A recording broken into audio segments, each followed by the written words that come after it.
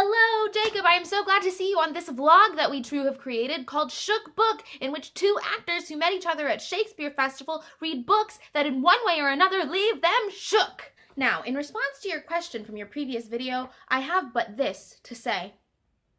Stained glass. In the wooden silence, genuflecting fornicators seek penance, and false-toothed idealists throw grub steaks on the offering plate. Light a candle for the sinners. Light a fire. Self-pronounced prophet, parable-speaking Protestant, preaches his diatonic dogma, disemboweling indiscreetly. Supplicate. Congregate. The world looks better through stained glass.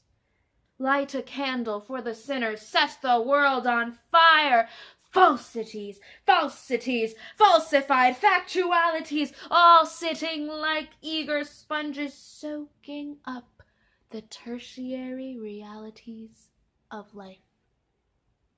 So that charming little poem was from Marilyn Manson's autobiography entitled The Long Hard Road Out of Hell. So yeah, I definitely don't think that all books appeal to all people at all times in all situations or apply to everything in any way, shape, or form. And even though the poem itself is about religion and talks about religion in a way that's very significant, I think that the style of the poem and the context that it's in the book, because he's talking about when he was 19 years old and he was trying to get his poetry published in a magazine and how he continually got rejected. And I think that in that context, this poem is more about contributing to the image of who Marilyn Manson is and essentially why he's scary. I really think that that's a lot of what this book is about, is just trying to make Marilyn Manson seem scary. And I think that once people forget who Marilyn Manson is, then yeah, the significance of that is going to drastically diminish, if not go away entirely. The reason I wanted to talk about this book today is because Marilyn Manson and this book in particular have had a weirdly significant role in my life, like more than I ever would have thought. You see, my sister was writing a paper in high school about Marilyn Manson and about this autobiography, I guess.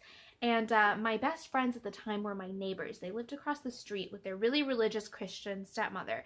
And she came into the house and saw this book, and then my friends weren't allowed to come over anymore.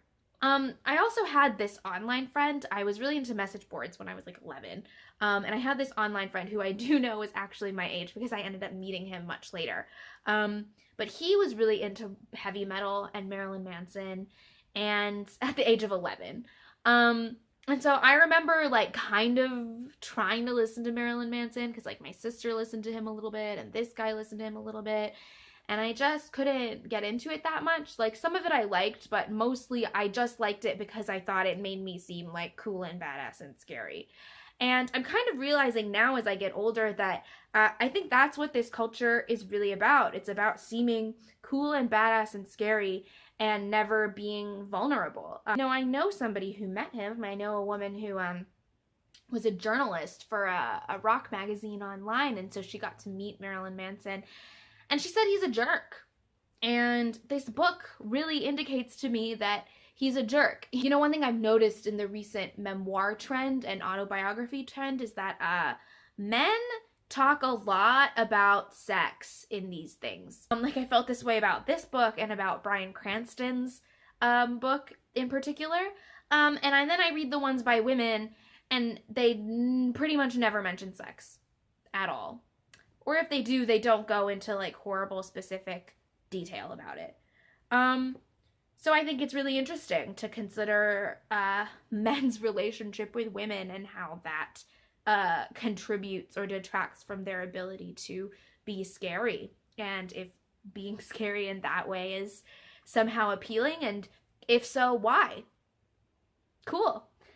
Well, thanks for listening to my ramble today. I'll talk to you later.